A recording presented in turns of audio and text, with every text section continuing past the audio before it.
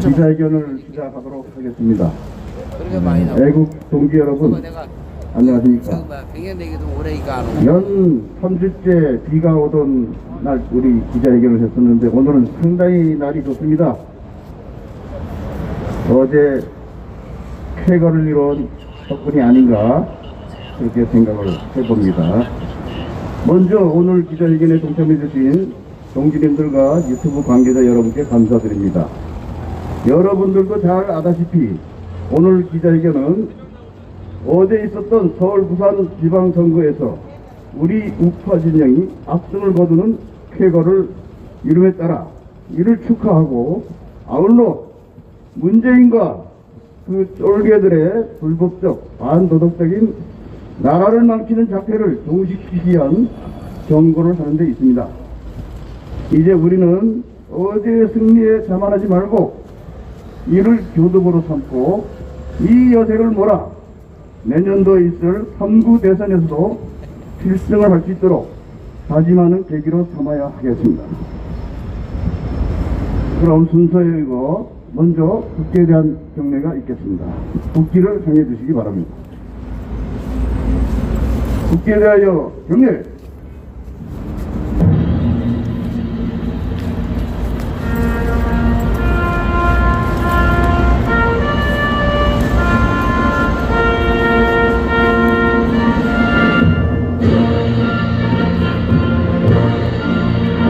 나는 사랑스러운 태극기 앞에 자유롭고 정의로운 대한민국의 무궁한 영광을 위하여 충성을 다할 것을 굳게 다짐합니다.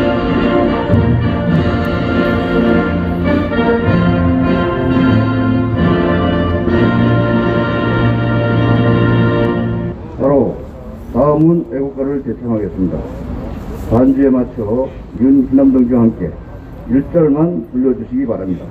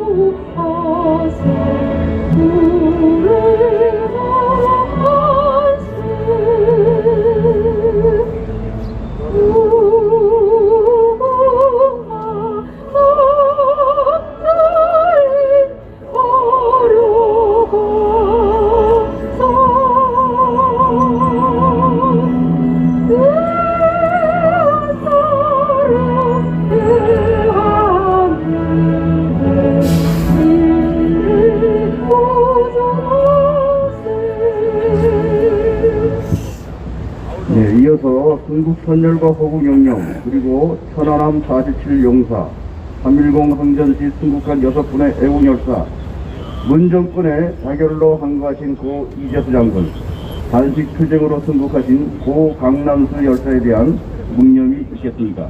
일동 묵념.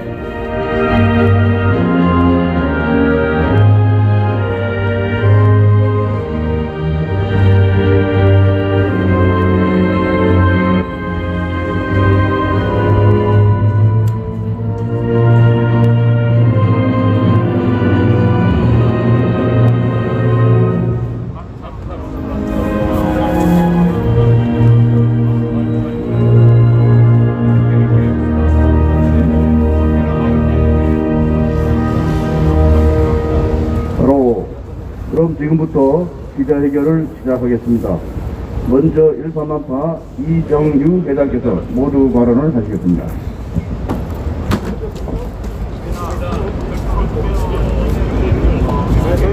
애국 국민 여러분, 안녕하십니까? 어젯밤에는 국민 여러분 모두 잠 못 이루시고 가슴 저리는 시간을 가졌을 걸로 생각합니다. 저 역시 마찬가지였습니다. 저는 어젯밤 적어도 세 번 가슴을 쓸어내리는 그런 그 시간이 있었습니다. 처음에는 우리가 제일 그 걱정을 했던 투표율을 보고 가슴을 한번 쓸어내리고, 두 번째로는 출구조사를 보고 가슴을 쓸어내리고, 마지막으로는 개표 결과를 보고 가슴을 쓸어내렸습니다. 그러나 참으로 4년 동안 이상이죠. 가슴앓이를 앓고 정말 힘들었던 시간에 대한 보답인지 정말 우리 국민은 너무나 현명하고 위대한 판단을 내려주었다고 생각합니다.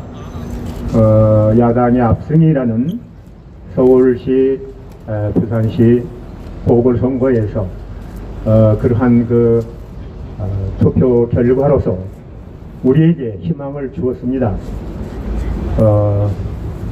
역시 우리가 생각하는 것은 정의는 살아있다, 상식과 양식이 있는 그런 사회는 다시 돌아온다, 이런 믿음을 갖게 합니다. 오늘은 여러 가지로 중요한 시간이고 또 새 출발하는 그런 의미에서 우리 국민들이 다시 뛰는 그런 마음으로 여기 여러분이 보시는 어게인 대한민국 다시 새 출발하자. 내년 대선을 앞두고 또 지방선거를 앞두고 우리가 지금 아직도 물론 그 희망의 그런 그 계기를 마련했지만은 그런 긴장된 마음으로 다시 새 출발선에서 뛰어야 할 것으로 생각하고 제가 드리는 말씀은 이만 줄이도록 하겠습니다. 뒤에 아주 그 훌륭한 연사님들이 기다리고 계십니다.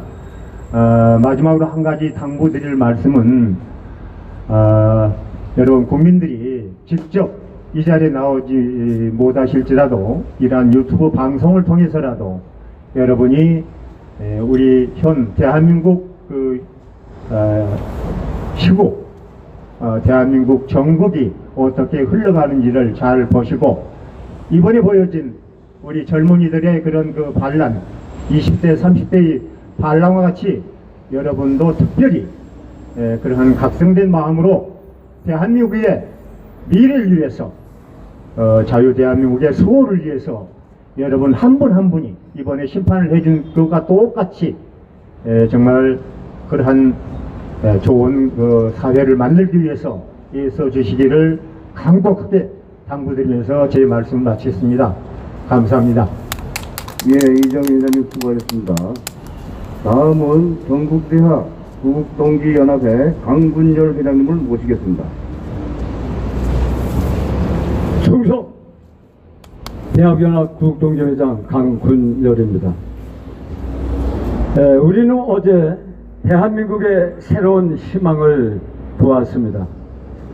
집권 4년 동안 대한민국을 무참히 무너뜨리고 국정을 파탄내고 국민들의 생활을 도탄에 빠뜨린 문재인 정권을 심판하는데 서울 시민과 부산 시민이 드디어 성공했습니다. 여러분, 부산은 말할 것도 없고 서울 전 지역이 완전히 우리 보수 야권으로 돌아왔습니다. 특별히 다른 지역에 비해서 고가의 아파트가 있는 이 강남 3구, 서초, 강남, 송파의 지지율이 제일 높았던 것 같습니다. 서울에서. 송파는 63% 대 33%, 무려 30%의 차이가 있었습니다. 서초는 71% 대 26%, 거의 3배 가까이 차이가 났습니다. 그리고 가장 차이가 난 지역이 강남인데 73대 24, 거의 3배 이상이 됐습니다.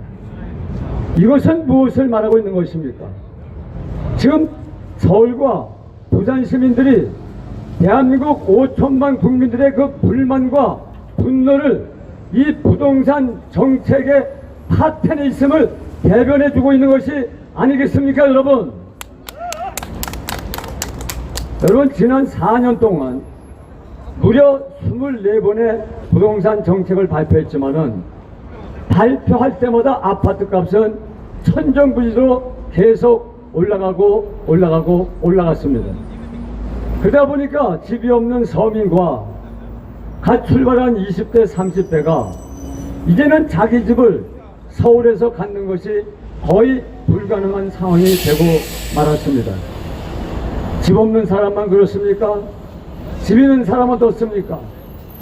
아파트를 가진 사람도 이 기준과 원칙이 없는 공시지가를 자기 마음대로 올리는 바람에 집 가진 사람도 세금 폭탄에 허덕이게 된 것입니다.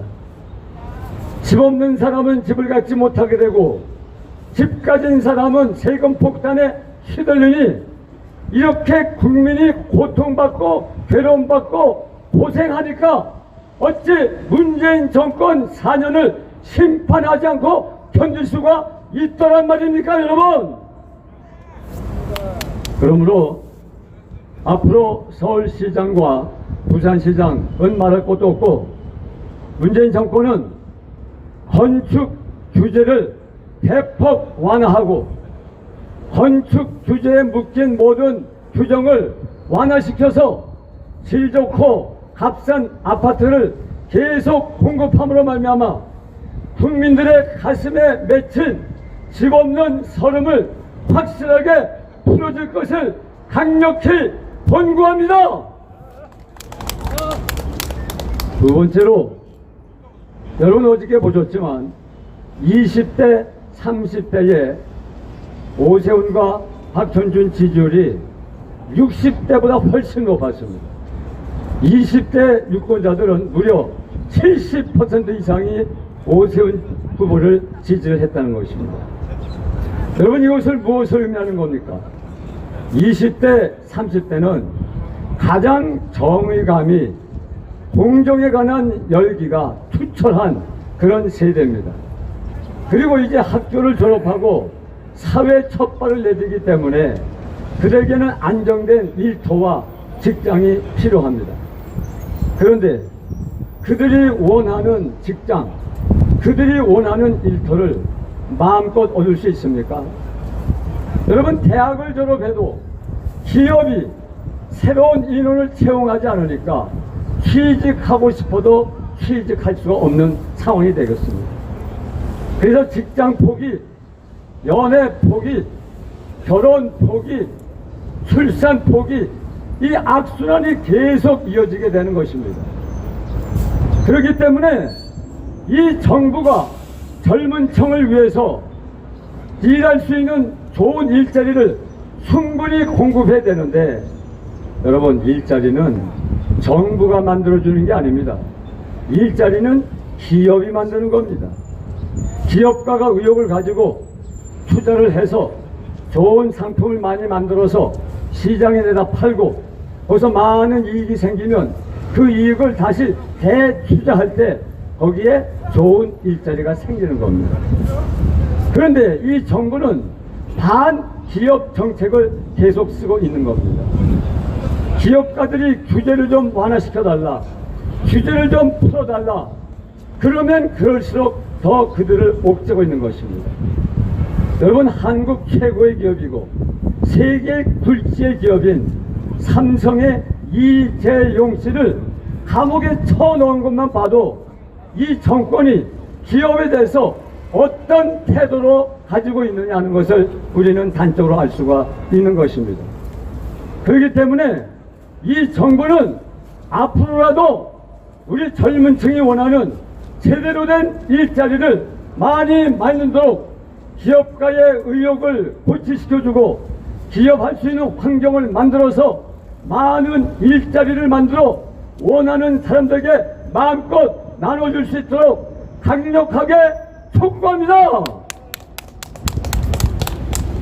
젊은이일수록 특히 20대는 정의감에 목말라 합니다. 그래서 그들은 한때 젊은 사람들의 우상이요, 젊은 사람들의 정의의 화신이라고 여겨졌던 조국이라는 사람을 그렇게 추종하고 따르고 흠모했었습니다. 근데 알고 보니까 이 정의의 화신이라고 하는 조국이라는 사람이 자기의 딸을 부정 입학시키기 위해서 표창장을 위조하고 편법과 불법을 동원해서 온갖 추태를 벌였다는 것을 알게 된 것입니다. 거기에 젊은이들이 그 분노가 하늘을 찔게 됐던 것입니다. 정의를 실현하고 정의를 구현해야 될 법무장관은 영어로 Minister of Justice, 정의의 강요라고 하는 이름이 붙어 있습니다. 그리고 법무부는 Ministry of Justice, 정의를 구현하고 실현하는 부서라고 하는 뜻입니다. 그런데 정의를 실현하고 공정을 실천해야 될 법무장관 추미애는 자기 아들을 위해서 일반 병사는 꿈도 못 꾸는 황제 휴가를 2번, 3번 갔으니 정의에 목말라하는 젊은이들이 이 정부에 대해서 분노하는 것은 너무나 당연한 것 아니겠습니까, 여러분? 그러므로 현 정부는 자신들이 한 말대로 공정하고 평등하고 정의롭게 하겠다는 본인의 약속을 확실히 지킬 것을 다시 한번 강력하게 촉구합니다. 마지막 세 번째로 우리 국민의힘당에게 요청하고 싶습니다. 여러분 서울 시민과 부산 시민에게 왜 오세훈 후보와 박형준 후보를 지지했습니까? 이렇게 물어본다면 나는 오세훈 후보가 좋아서, 국민의힘당이 좋아서 지지했고 박형준 후보가 좋아서 지지했습니다. 이렇게 말하는 사람이 몇 명 되겠습니까? 아마 당원들이나 그 가족들이나 친척들은 그렇게 말할 겁니다. 그러나 왜 국민의힘당을 지지하고 왜 오세훈과 박형준을 지지했습니까? 물어보면 나는 오세훈도 박형준도 아닌 이 문정권의 폭정과 학정과 도탄에 빠뜨린 악정을 심판하기 위해서 나는 국민의힘을 찍었습니다. 아마 이렇게 다 대답하지 않겠습니까? 다시 말해서 이번에 국민의힘당이 승리한 것은 국민의힘당이 좋아서가 아니라 그 문재인 정권을 심판한 그 반사 이익으로서 국민의힘이 승리를 했다고 하는 사실인 겁니다. 자신들의 힘이 아닙니다. 자신들의 정책이 아닙니다. 이 문재인 정권을 심판한 서울 시민과 부산 시민의 반사적인 이익이 옮겨갔을 뿐입니다. 그렇기 때문에 이제부터 시작해야 됩니다. 물론 이번에 국민의힘당이 승리했기 때문에 내년 대선 고지를 위한 6분 응선에 우리는 이미 교두보를 확보했습니다. 문제는 지금부터입니다. 국민의힘은 앞으로 내년도 대선 탈환을 위해서 국민의 학속이나 교대하는 정권 교체를 위해서 지금부터 정책을, 국민들의 가슴에 와닿는 정책을 하나하나 확실하고 착실하게 개발해 가야 할 것입니다. 그래서 확실하게 정책 선거를 통해서 이 정권을 다시 탈환해 와야 할 것입니다. 그러려면 먼저 이번에 당대표를 새로 선출하게 되는데 그 당대표 선출 과정에서부터 국민들의 지지를 받는 그런 행태를 보일 수 있기를 바랍니다. 또 당대표를 두고 감투 싸움이나 하고 이전 투구를 하게 되면 이 국민의힘을 지지했던 국민들의 지지가 점점 멀어지게 될 것입니다. 그렇기 때문에 이 국민의힘은 이번 당대표 선출 과정에서부터 국민들의 지지를 받을 수 있는 그런 모습으로 나갈 수 있기를 바랍니다. 그리고 무엇보다도 이번에 안철수 후보가 끝까지 오세훈 후보와 동행하면서 선거운동을 해서 좋은 결과를 얻게 됐습니다.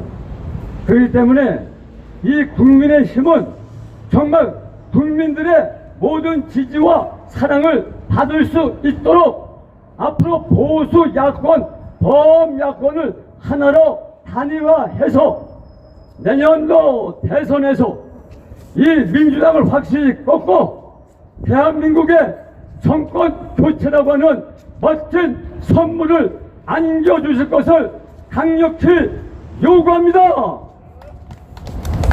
이제 마지막 한번 구호를 외치고 마치도록 하겠습니다.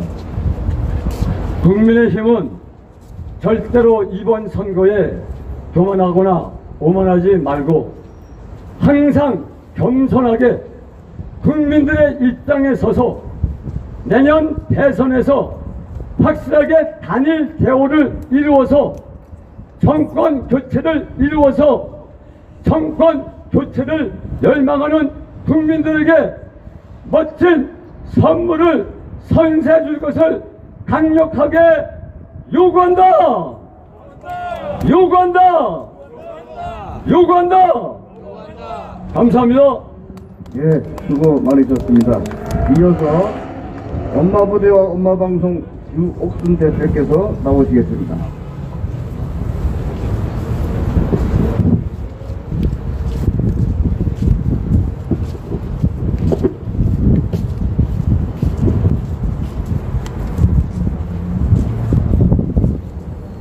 여러분, 오늘은 서울 하늘이 그리고 서울 공기가 너무나 신선하게 보입니다. 아마 이 방송을 보고 계시는 우리 유튜브 시청자 여러분들도 그렇게 생각하시라고 생각합니다.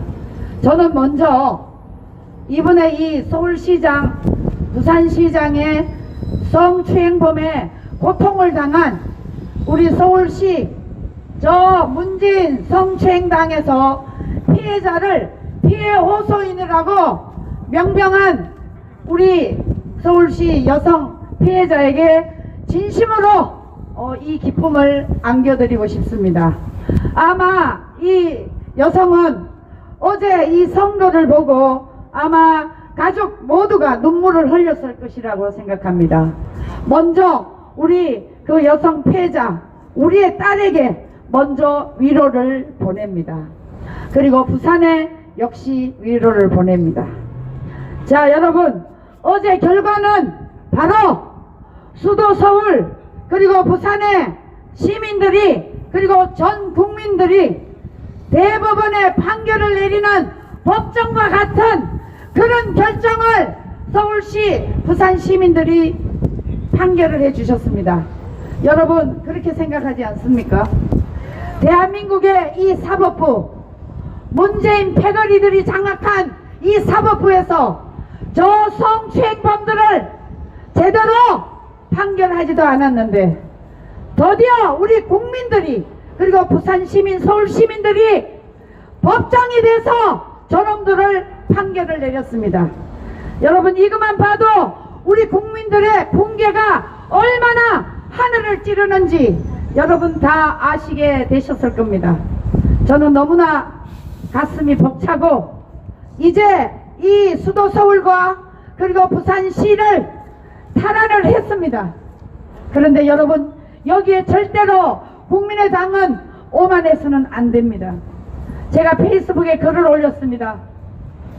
겸손하고 또 겸손해라. 국민의당이 잘해서 이렇게 승리를 한 것이 아니다. 이것은 국민들의 분노가 분출된 것이다. 바로 문재인 일당이 이 국가를 말아먹고 나라를 80년대로 돌리는 이 붕괴한 마음을 저들에게 보여준 것이다. 저는 이렇게 감히 말씀드릴 수가 있겠습니다. 존경하는 서울 시민 여러분, 그리고 부산 시민 여러분, 여러분들은 위대했습니다. 여러분들의 이 위대한 정신을 반드시 개성하기 위해서는 지금의 야당은 황골탈퇴를 해야 되고, 황골탈퇴뿐만 아니라 대한민국의 국민의 민심을 반드시 바로 알아서 올바른 정책을 통해서 저 주사파, 좌파, 극좌익에 철퇴를 내려야 된다. 저는 이렇게 생각하고 있습니다. 오늘 정말 이 공기가 얼마나 좋은지 모릅니다.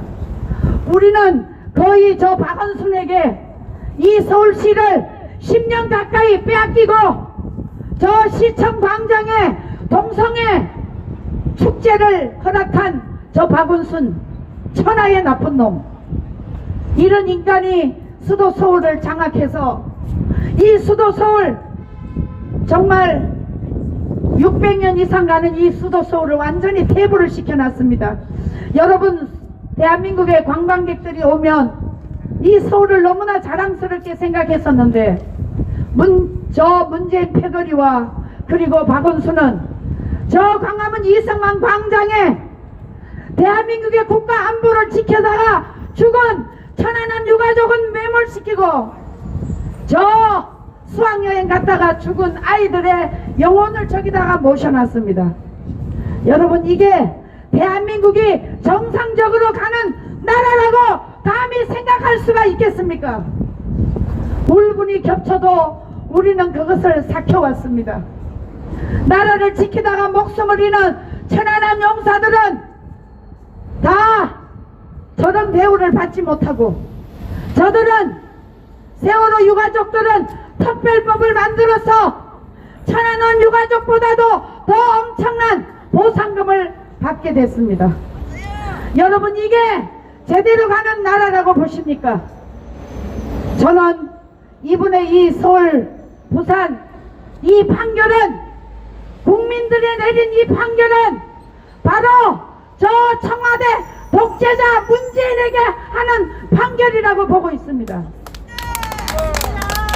문제는 과거에 군사 독재라고 했지만 군사 독재의 100배 1000배를 저지르고 있는 저 문재인, 저 악당들, 패거리들, 코로나로 우리 국민들을 정치 방역하고 있는 저 도둑놈들을 우리는 반드시 심판해야 된다고 생각합니다. 여러분, 우리가 얼마나 붕괴해 왔습니까? 그것을 삼키고 또 삼켜왔습니다. 이제 더 이상 저 정치 도둑놈들에게 더 이상 이 나라를 맡겨서는 안 된다는 것입니다. 여러분, 이제 광화문은 탈환됐습니다. 그러나 여러분, 이제 오세훈 시장과 부산시장 박영준에게 강력하게 우리 국민들의 마음을 전합니다. 여러분들은 절대로 두 시장은 교만해서는 안 됩니다. 절대로 겸손하고 또 겸손하고 20대, 30대, 40대가 왜 돌아왔는지를 확실하게 알아서 이들이 가슴으로 자유우파를 자랑스럽게 생각하도록 반드시 그 정책을 만들어서 우리 아이들에게 실현을 시켜야 될 것입니다. 그런데 여러분, 오늘 이미 저 언론에 나오는데 오세훈 시장은 이제 서울시의 이 재개발을 전부 다 민간에게 맡긴다고 했습니다. 이제 이렇게 되면 반드시 서울시의 집값 안정은 물론이요, 우리 젊은 아이들에게 희망을 줄 수 있다고 생각합니다. 여러분, 이 아이들이 나와도 갈 곳이 없어요. 그리고 저 아르바이트 자리가 150대 1이라는 게, 여러분, 이것을 만든 저 문재인을 우리는 반드시 하루라도 빨리 끌어내려야 된다고 생각합니다. 우리 아이들에게 꿈을 앗아간 이 못된 정권, 이 사기 정권, 도둑 정권, 저 청와대 도둑놈 소굴을 만들고 있는 저 부패한 세력들을 우리는 반드시 심판해야 될 것입니다. 존경하는 서울 시민 여러분, 그리고 부산 시민 여러분, 여기는 광화문입니다. 우리가 오늘 이렇게 나와서 감히 기자회견을 할 수 있는 것도 모두가 서울 시민과 부산 시민들의 재판 결과로 우리가 이렇게 할 수가 있습니다. 이제 더 이상 이 나라를 저들에게 빼앗겨서는 안 되기 때문에 여러분 이래 모두 이 선거를 통해서 우리 자유우파 국민들은 한 몸이 돼야 됩니다. 그래서 빼앗긴 자유를 찾고 빼앗긴 대한민국의 국가 안보를 찾아야 됩니다. 문재인 저 일당 저 패거리들은 대한민국의 국가 안보를 망가뜨리고 하늘길 땅길 바닷길까지도 다 저 북한 어린 김정은에게 다 내줬습니다. 여러분 이러고도 우리가 자유를 누린다는 것이 정말 아이러니하지 않을 수가 없습니다. 과거에 우리 선조들은 이 자랑스러운 나라를 우리 후손들에게 물려주기 위해서 그들은 피와 눈물과 땀을 흘리면서 이 나라 국가 안보와 자유를 지켜왔습니다. 그런데 여러분 지금의 저 문재인 일당 저 4년 만에 이 나라는 참혹하게 암흑으로 변해가고 있습니다. 우리는 괜찮지만 우리 자손들이 어떻게 살겠습니까? 여러분 평생 우리 아들이 나가서 20년 30년 벌어서 지금의 저 집 한 채를 살 수가 있겠습니까? 25평 아파트 하나 살 수가 있겠습니까? 못 삽니다. 여러분 이것을 저지른 저 범죄자 문재인 저 독재자 파쇼 문재인을 우리는 하루빨리 끌어내려야 되지 않겠습니까? 그래야 우리에게 희망이 있습니다. 강력하게. 자 여러분 오늘은 저희들이 이제 기쁜 마음으로 기자회견을 합니다. 앞으로 이 광화문 광장에 수많은 대한민국 국민들이 나와서 저 문재인 반드시 심판할 날이 올 것입니다. 그것은 머지않았다고 저는 생각합니다.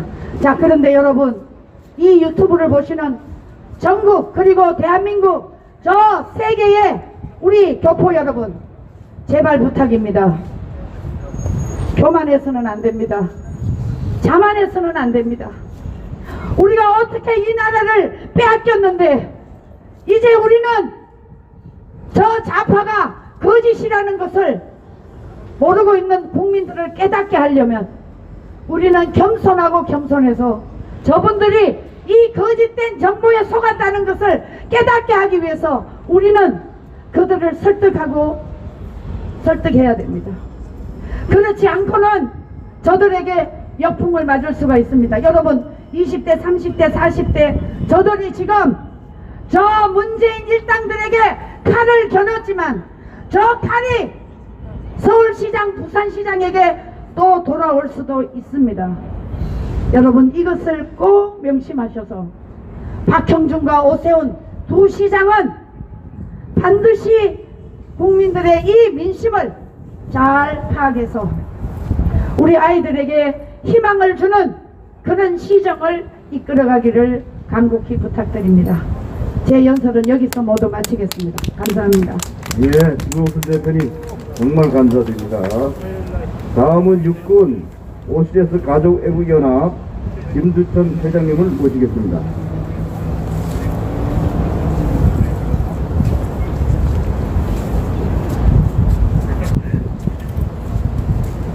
네, 안녕하십니까. 김두천입니다.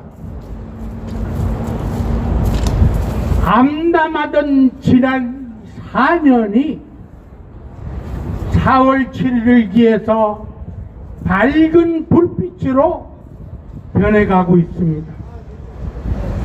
우리는 4월 7일을 시작으로 국민혁명이 시작되었습니다. 드디어 정의와 상식이 지배하는 사회를 기대하게 되었습니다. 문재인 정권이 이제 몰락의 길에 들어섰습니다. 여러분, 여러분의 한 표 한 표가 자유의 가치를 무너뜨리고 국민의 생활을 도탄에 빠뜨리고 거짓말과 사기로 점철해온 정부를 심판했습니다. 그들이 이 심판을 겸허하게 받아들이겠다고 합니다. 그러나 이낙연이가 뭐라고 얘기를 했습니까? 국회 101명의 국민의힘 국회의원을 가지고 무엇을 하겠냐고 했습니다. 서울시의 시의원 109명 중에 101명이 민주당입니다. 25개 구청장 중에 24명이 민주당입니다. 이것을 가지고 오세훈 신임시장이 무엇을 하겠냐고 협박을 한 겁니다. 국민의 민심을 갈기갈기 찢어놓고 분열의 분열로 만들어 놓은 문재인 정권이 또 시의원이 많다고 구청장이 많다고 오세훈 신임시장을 발목을 잡겠다고 나선 겁니다. 여러분, 우리는 혁명을 해야 됩니다. 그렇지 않고서는 자유 대한민국을 다시 회복할 수 없습니다. 국민의힘이 잘해서 우리가 표를 준 것이 아닙니다. 분노를 악용을 해서 촛불을 동원해서 우파 정권을 무너뜨리고 세워놓은 그 정권이 결국은 국민의 분노에 의해서 쓰러졌습니다. 이제 4월 7일은 겨우 시작에 불과합니다. 우리는 더더욱 분발해야 합니다. 더더욱 자유의 가치를 소중하게 생각해야 합니다. 다 무너진 정의와 상식을 다시 일으켜 세워야 합니다. 이재호 정권은 광화문광장의 공사를 중단하거나 원상복귀해야 합니다. 그리고 박원순이가 세금을 뿌리면서 만들어 놓은 민간단체들을 해체해야 합니다. 그리고 교통방송, 민주당의 선전 매체인 교통방송을 제자리로 돌려놔야 합니다. 지금 시의원이 민주당이 독점하고 있다고, 구청장이 민주당이 다 독점하고 있다고 주저앉을 수는 없습니다. 우리가 시의원이요, 우리가 구청장입니다. 국민이 모두 권력을 가진 국민입니다. 우리가 밀어야 합니다. 우리가 힘을 발휘해야 합니다. 그래서 서울의 시정과 부산의 시정이 바로잡을 수 있도록 해야 합니다. 내년에 대통령 선거가 있습니다. 대통령 선거는 아무도 예측할 수 없습니다. 그러나 분명히 4월 7일에 시작된 국민혁명이 국민의 뜻을 받들어 마음속에 간직하고 결속하면 자유 대한민국은 당당하게 찾을 수 있습니다.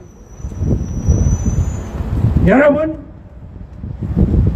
4월 7일은 우리에게 큰 희망을 주었습니다. 거짓말과 사기로 점철된 이 나라를 정의와 상식이 지배하는 나라가 가능하다는 기대를 하게 이르렀습니다. 여러분 감사합니다. 여러분의 한 표 한 표가 압도적으로 자유 대한민국을 지키는 한 표가 되었습니다. 여러분 잊지 마십시오. 이제 이 기회를 거울 삼아 결속하고 나아가야 내년에 자유 대한민국을 회복할 수 있습니다. 절대 방만하지 마십시오. 마음을 놓아서도 안 됩니다. 저들의 속임수에 속아서도 안 됩니다. 이제는 우리가 우리의 나라를 찾아야 됩니다. 국민 여러분, 4월 7일 여러분의 위대한 한 표 한 표가 자유 대한민국을 찾을 수 있는 전초기지를 마련했다는데 큰 의미를 두고 만세를 부르고 싶습니다. 여러분, 4월 7일이 국민혁명이 시작된 날로 기억을 하시고 내년 대통령 선거에서 자유의 가치를 하늘 높이 울리는 자유 대한민국의 제2 탄생을 맞이하도록 여러분 모두 결속해 주십시오. 오늘 우리의 승리를 축하하는 하늘의 맑음이 우리의 마음속에 스며들고 있습니다. 여러분, 이 승리를 자축하고 이것을 내년까지 보존하여 반드시 자유대한민국을 찾는데 모두 함께 해줄 것을 강국하게 부탁드립니다. 감사합니다. 예, 김두천 회장님 수고 많이 하셨습니다. 다음은 강진진 서울사령관께서 말씀해 주시겠습니다. 네, 안녕하세요. 강신진 인사드리겠습니다. 자, 우리가 문재인이가 집권한 지 4년이 지났는데 문재인이가 집권한 목표가 뭐였습니까? 저는 감히 문재인이가 집권한 목표는 대한민국 위대한 국가를 해체하고 대한민국을 전복해서 북한 김일성 노예로 끌고 가겠다 하는 게 제가 일관된 기준이었고 그의 목표였습니다. 그 과정에서 국민 여러분들이 이제 문재인이 본질이 저놈이었구나, 본색이 저거였구나. 그래서 어제 많은 국민들이 제대로 깨닫고 어제 투표로서 여러분의 양심으로서 판단을 해주신 게 어제 선거 결과입니다. 그래서 제가 문재인이가 여러가지 국가 해체, 국가 전복을 해왔는데 국제법을 파기한 한 사례를 갖고 여러분들하고 같이 공유할까 합니다. 여러분, 2차 대전 때 일본이 아시아를 상대로 전쟁을 다 했죠. 우리 그 다음 중국, 동남아, 미국 전체 다 우리 일본의 전쟁 대상이었습니다. 그 가운데서 우리가 특히 피해를 많이 봤죠. 피해를 많이 봤는데 제가 지금 문재인이가 국제법 파괴를 언급한 거는 일본과 우리가 박정희 시대 때 한일 협상을 통해서 국교를 재개하면서 그 당시에 있었던 모든 것을 다 정리한 게 한일 협정이었어요. 그때 위안부 문제든 징용 문제든 이런 것도 다 종결했었는데 그 이후에 많은 대통령들이 자기 집권하자마자 뭐 새로운 업적을 하나 자꾸 만든다고 그러면서 계속 위안부 증여 문제를 야기해왔어요. 그런데 박근혜 대통령이 마지막으로 2014년도에 위안부 문제를 일본 총리하고 종결하자 최종 정리한 게 박근혜 대통령의 위안부 종결 문서였어요. 그런데 문재인이 이놈이 집권하자마자 바로 그걸 무효화시켰거든요. 그래서 우리는 국제법을 파기한 국제적인 범죄 조직입니다. 대한민국이 당연히 국제법을 지키면서 국제사회로 나가고 도약을 해야 되는데 국제법 파기한 우리는 비민주국가로 전락하고 있어요. 그러면은 국가를 대표하는 사람은 누구냐? 대통령이냐? 대법원장이냐? 국회의장이냐? 다 상권분립 얘기를 하는데 상권분립은 국내 자체적으로는 권력을 분점해서 균제와 경영을 하지만은 외국을 대표하는 것은 대통령 아니겠습니까? 민주주의 국가의 대통령제는 대통령이 국가를 대표하고 수상이 있는 나라는 수상이 대표를 합니다. 그런데 대통령 문재인이라는 자는 그 대통령직을 망각하고 위안부 문제를 자기가 파기하면서 대법원에서 위안부 문제를 또 제기해서 소송을 하고 징용자 문제도 다시 소송해서 그 소송 결과가 일본 그 법인과 일본에 대해서 또 청구를 하고 난리를 하고 있어요. 이 국제법 파기는 우리가 우리 국가적으로 북한처럼 우리가 대외적으로 뭐 무역을 하고 그런 국가가 아니라면은 그렇게 할 수 있을지도 모르겠어요. 그런데 우리는 수출이 바로 무역 국가예요. 우리 전체 국가의 생산량 중에서 70%가 무역으로 이루어집니다.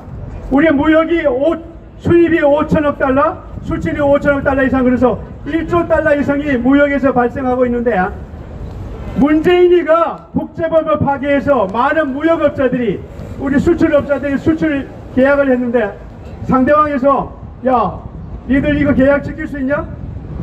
너희 나라는 문재인이가 국제조약도 파기하는데 이것도 니 맘대로 돈 올려달라고 하는 거 아니야?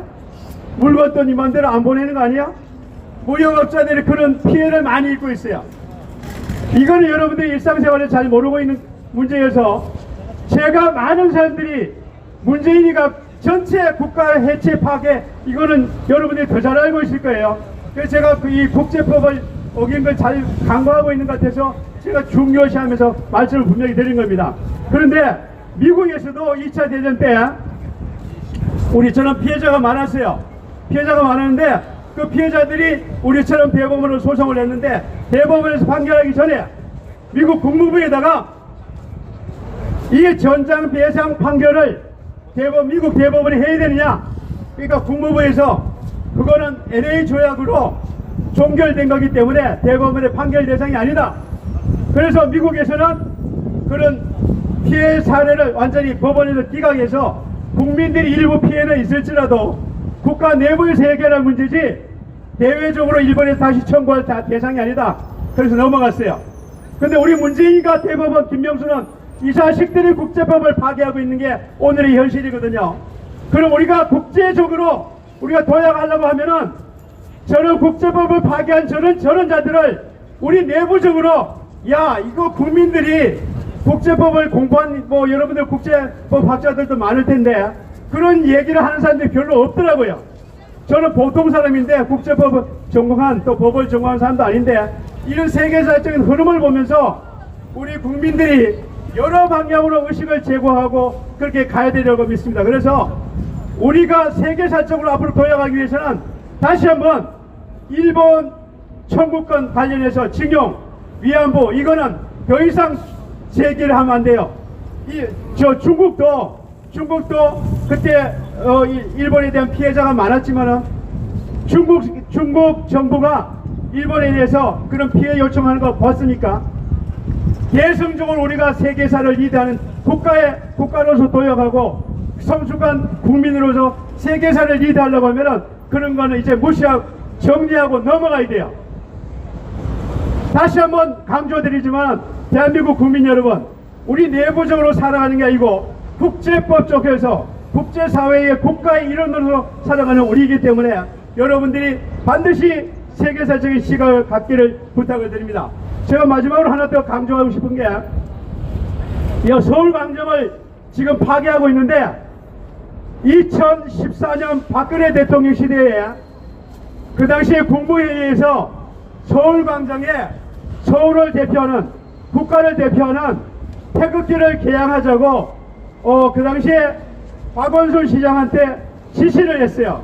근데 박원순 시장 이 새끼가 서울광장에 태극기를 왜 거냐? 인공기를 그려야지! 이러면서 서울광장에 태극기 개양대를 불화한 놈이었어요. 그래서 오세훈 시장한테 제가 권고합니다.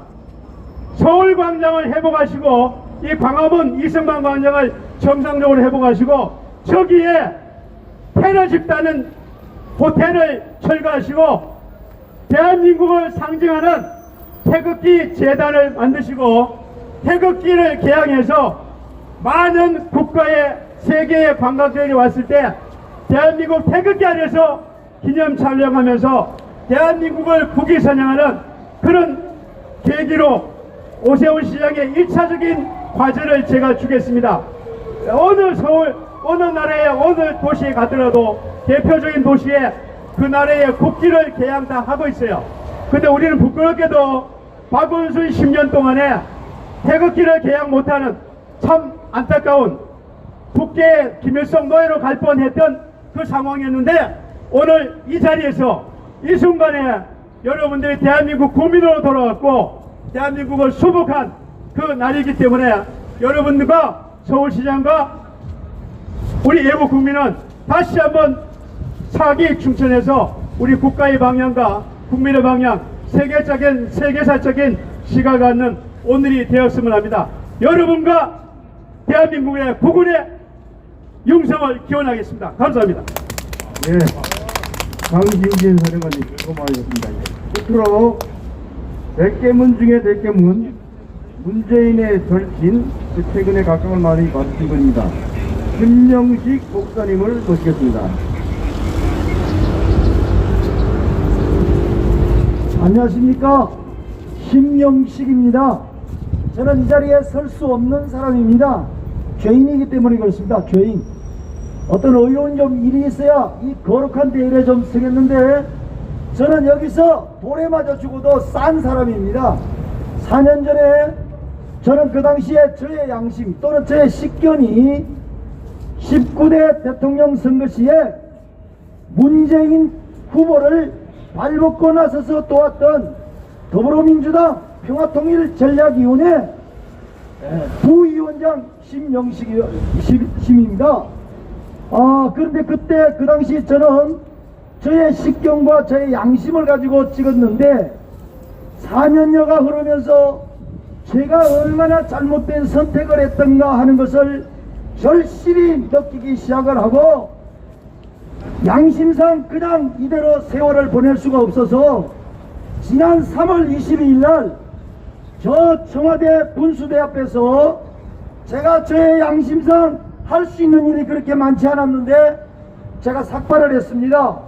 그리고 제가 마지막으로 한번 물어봤습니다. 자, 청와대에 있는 문재인 대통령 잘 들으시오. 당신이 내가 발벗고 나서서 당신을 도왔던 대통령 당신 후보시 특별 참모였는데 한번 물어봅시다.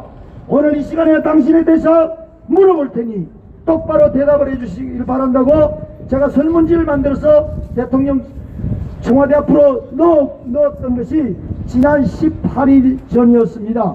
그 이후로 저는 집에서 잠을 잘 수가 없어서 제가 여기 바로 이 감리교 저의 어머니 품 바로 앞에서 이 자리에서 풍찬 노숙을 18일째 하고 있습니다.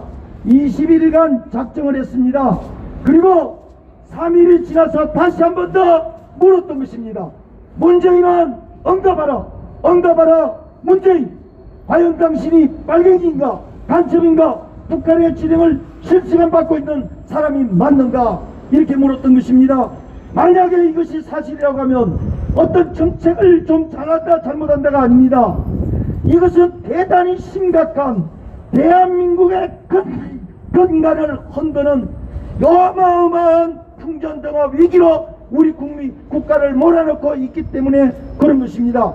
저는 이 사실을 접하고부터 잠을 잘 수가 없었고, 또 제가 저지른 일이요, 제가 쌍통이기 때문에 제가 스스로 쌍통을 치우러 들어가리라. 그리고 오늘 18일째까지 저 대통령 문재인, 당신이 대통령 될 때에 서민의 대통령 되겠다고 그러고 청바지를 입고 막걸리 2병을 들고 이 광화문 광장으로 퇴근하면 나와서 의혹이 생기면 밤을 새워서 끝장 토론을 해서라도 내가 국민들의 의혹을 사지 않겠노라고 의혹을 풀고 사는 광화문 대통령이 된다고 한 지가 지난 4년이 지났습니다. 이제 1년밖에 남지 않았는데 언제 나오겠습니까? 제가 자리를 만들어 놓고 제인이 형 나오시오, 제인이 형 나오시오, 이렇게 불러도 대답 없는 이름을 향하여 오늘도 저는 어젯밤도 여기서 풍찬 노숙을 할 수밖에 없었습니다. 그런데 그렇습니다. 뚜벅뚜벅 끌어나올 것 같았던 당신이 점점 희미해집니다. 점점 멀어집니다. 그리고 아니, 멀어져가면 내가 쫓아가야죠. 당신은 나오지 않지만 21일이 지나는 순간부터 저는 그야말로 투사가 될 것입니다.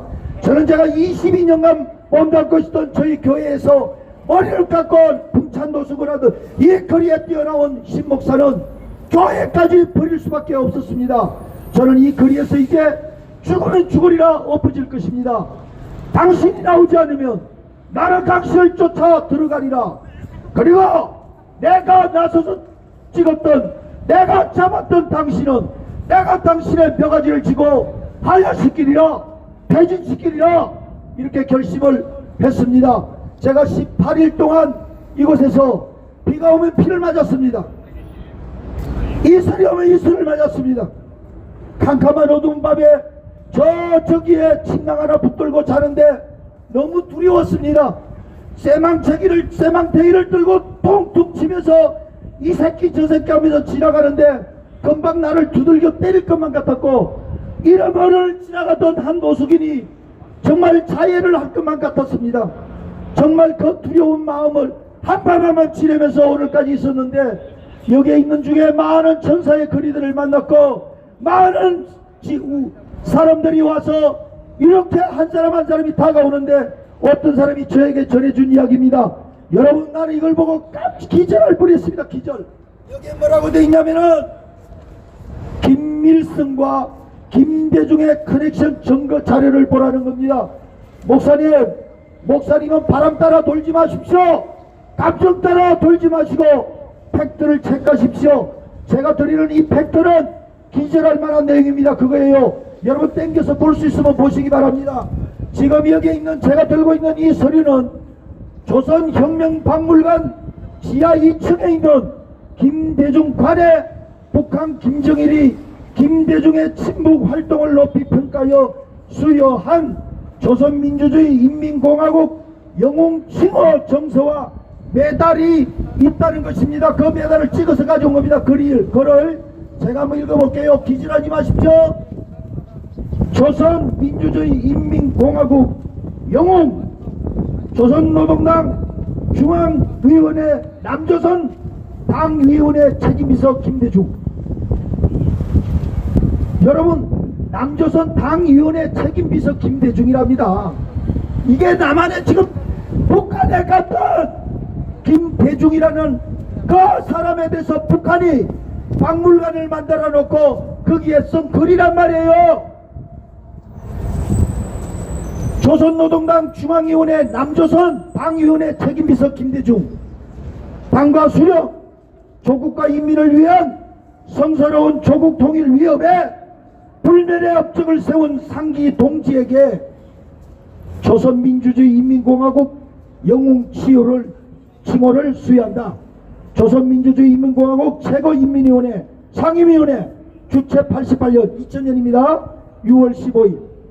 끝났어요, 여러분. 끝났습니다.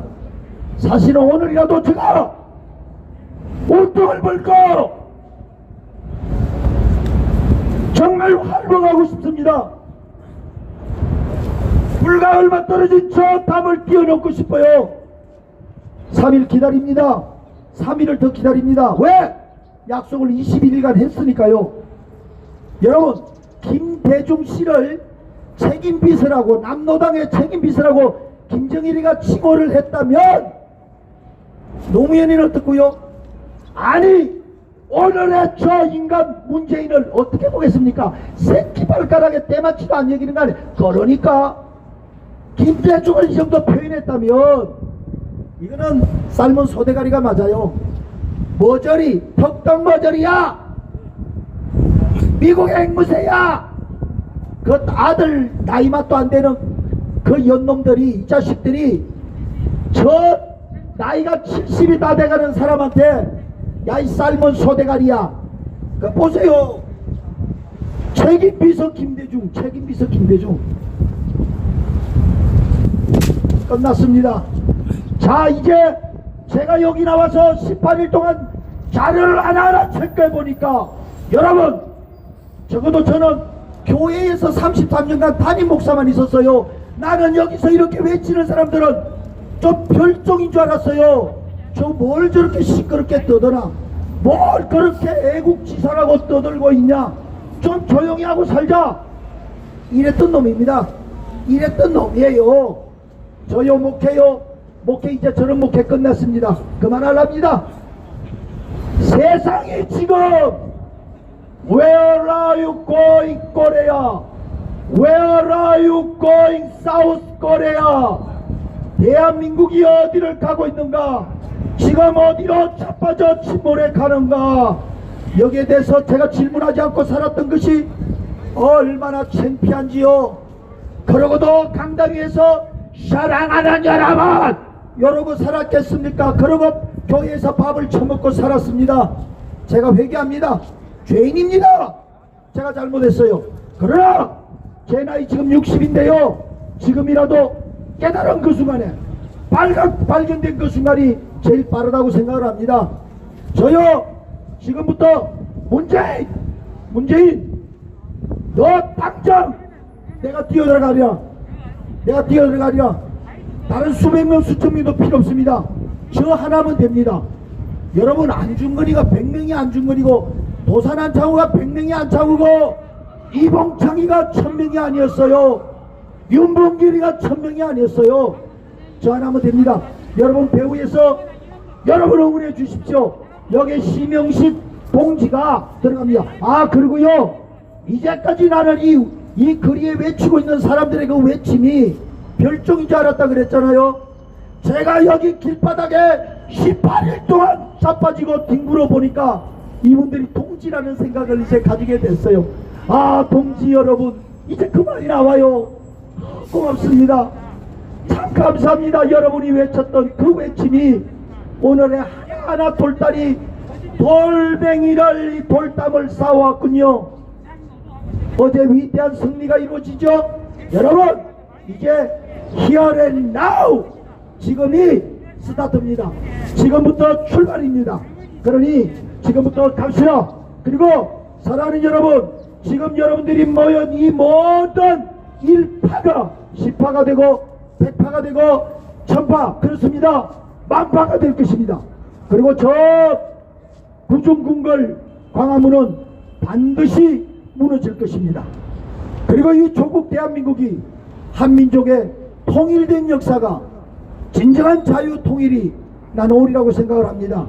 그동안에 애써주시고 수고한 우리 정말 우국동지 선배 우리 여러분 정말 감사를 드리고 싶습니다. 제가 지금부터 종로를 할게요. 제가 종살이 종로를 할게요. 제가 심부름하겠습니다. 제가 이 잠자는 160만 감리교를 깨우겠습니다. 다 나와서 우리 형님들이 이루어진 그거를 제가 지금부터 심부름할 테니 저를 많이 심부름 시켜주시기 바랍니다. 고맙습니다. 화이팅! 화이팅! 자유대한민국 만세!